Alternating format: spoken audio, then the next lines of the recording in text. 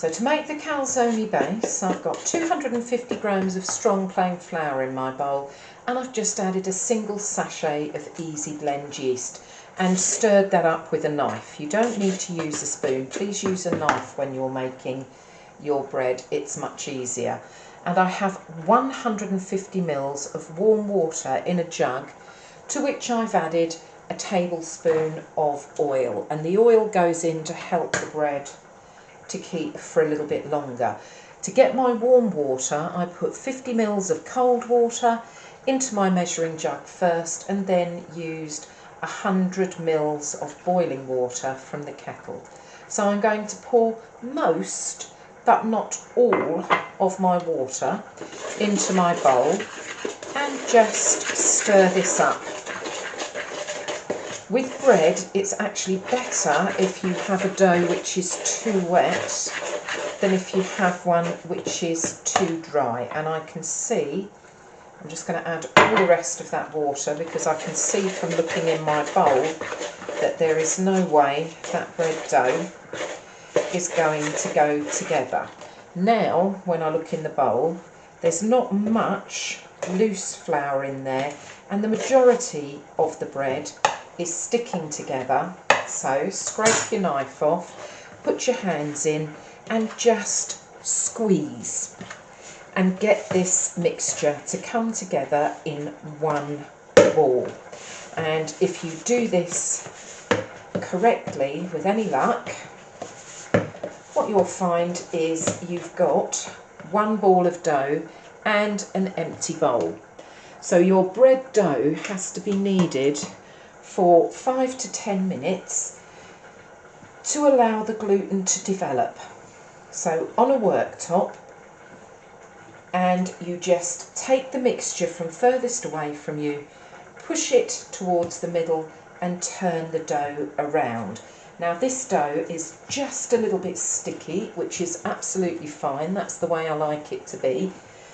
It's not really, really wet. It's not sticking to my hands particularly, but I'm not bothering to put any flour down on the worktop. If you put loads of flour in your worktop and then knead your bread on it, what happens is you knead all that extra flour into your dough, and you don't really need it in there. So at the moment, my bread dough, and I don't know if you can see it on the video, but it's not nice and smooth on the top. You can see it's got lumps and bumps in it. So I'm going to continue to knead this for 5 to 10 minutes until I have a nice smooth dough.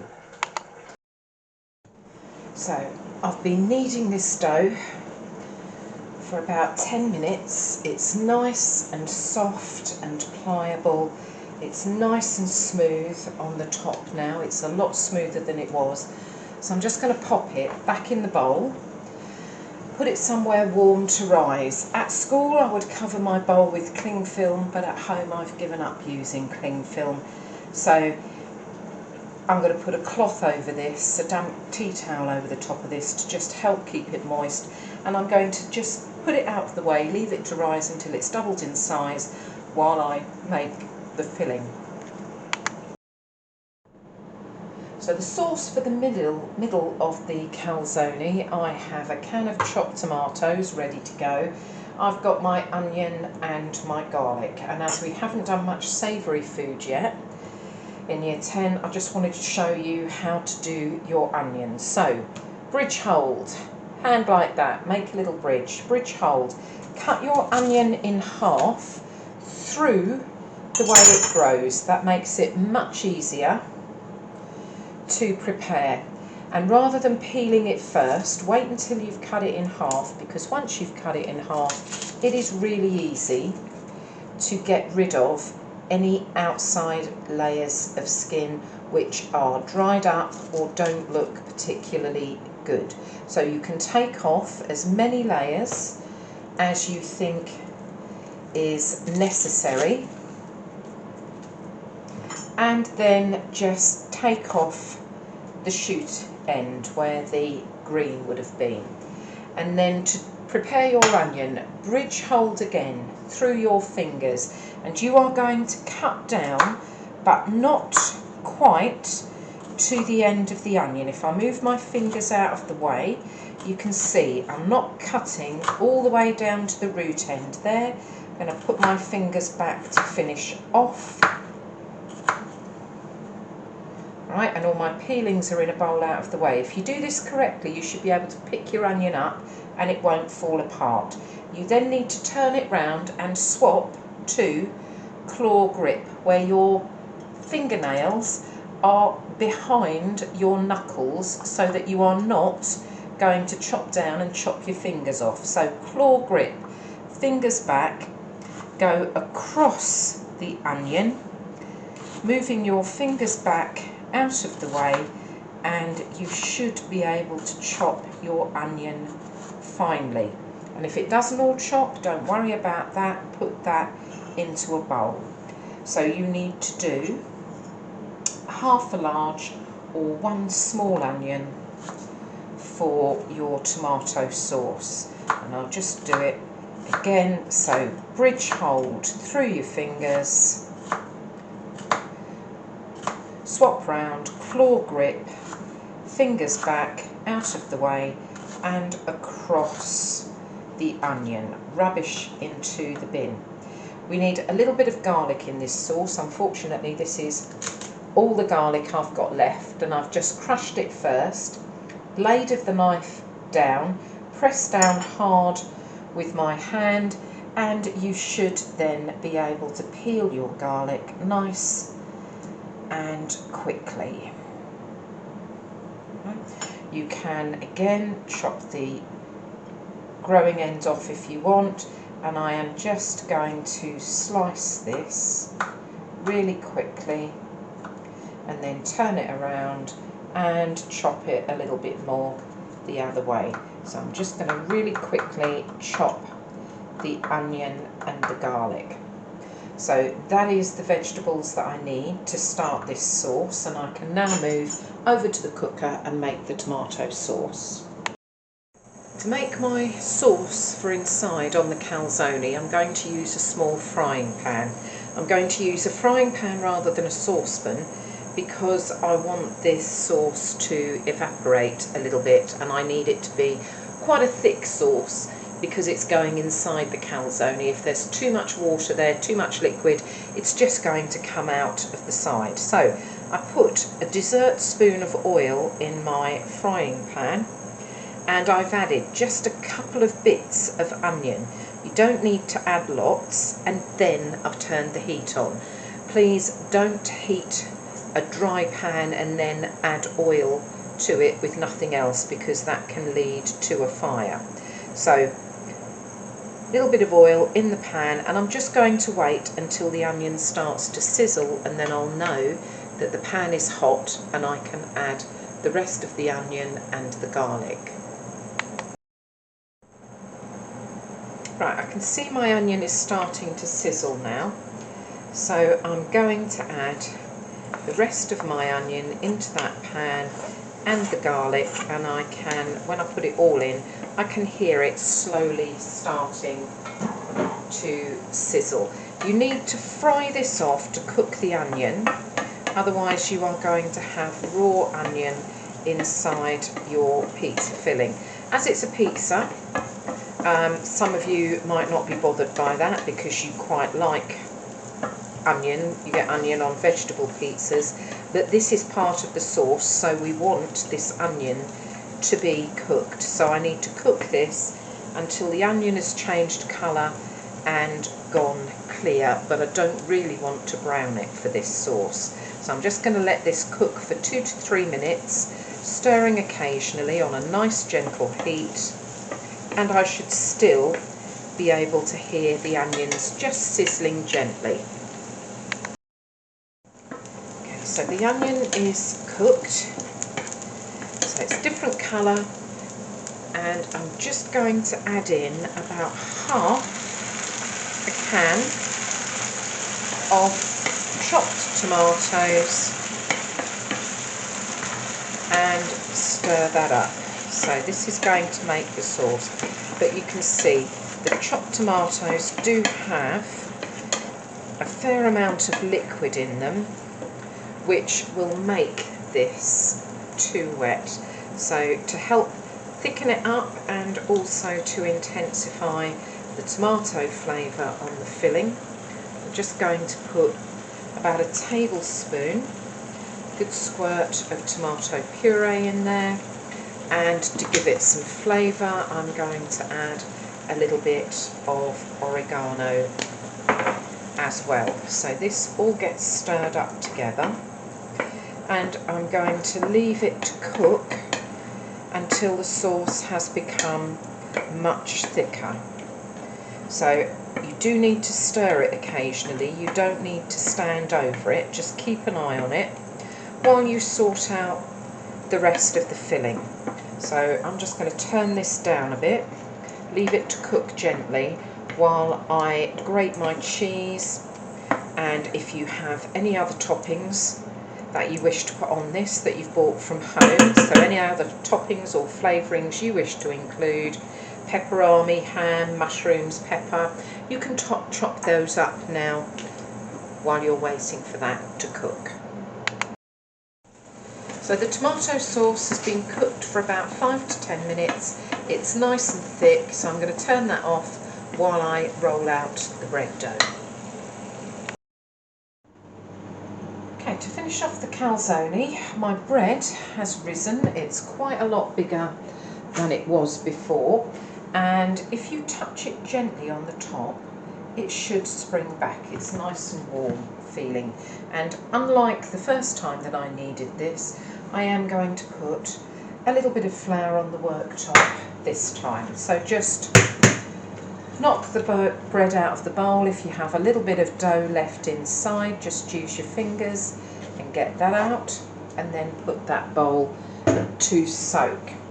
And you're going to knock this back, which basically means you can knock the air out of the dough to start with, and then we're going to allow it to rise again. So it should be really nice and flexible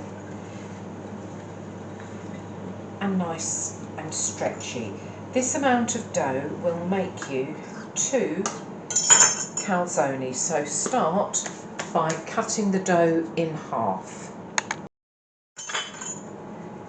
And you need to roll each half out into a circle. So I'm just going to knead this a little bit on the side until I have a nice smooth underside to the dough.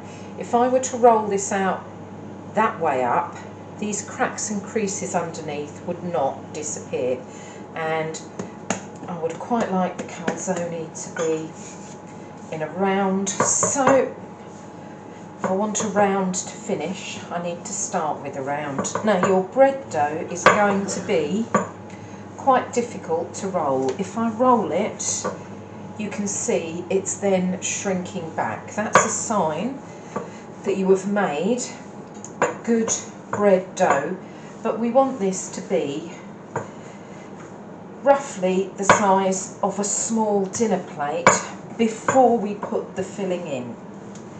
So I'm going to roll both of these first of all, and then I will show you that knife out of the way, how we shape them ready to go into the oven.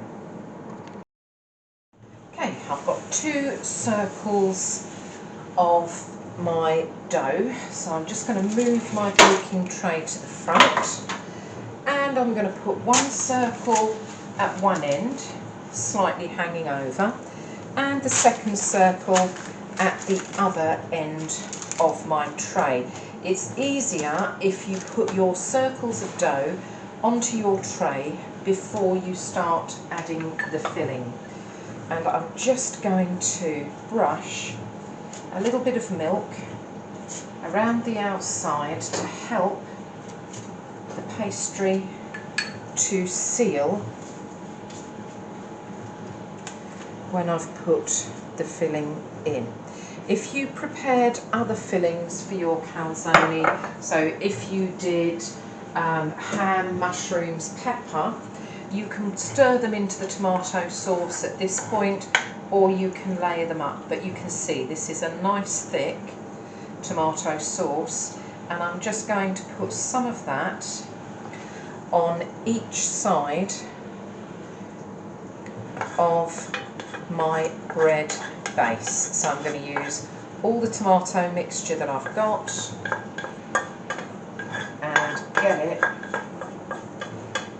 into or onto my bread base, and I'm just going to spread it out a little bit because I want it to be all over the calzone. If I leave it like that, because this is so thick, it's not necessarily going to run to the edges and fill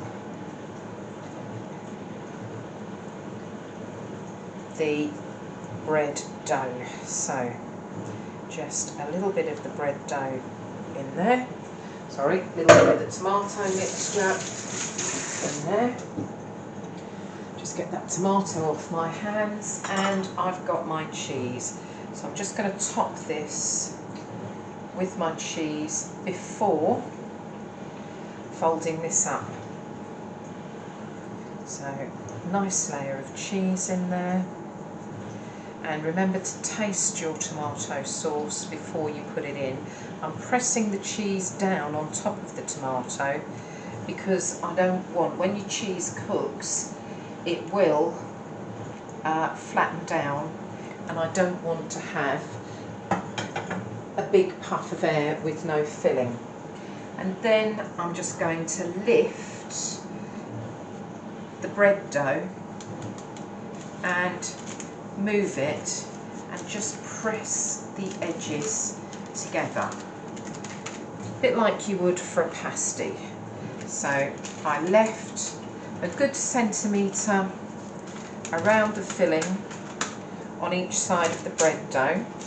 Now you can leave them like that if you like. You can make a pattern on them with a fork, or you can make a pattern with your fingers.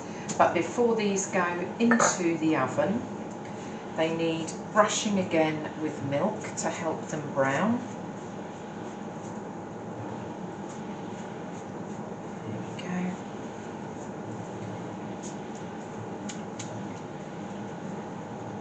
And then they can go into a nice hot oven. My oven is preheated, it's on 200 degrees, and these are going to go in for 20 to 30 minutes. And as I say, you can make a pattern around the edge, or you can just get them into the oven as they are at the moment. If you were going to do this for your exam, I would make a pattern around the edge. Okay. Your calzone are cooked when they're a nice golden brown,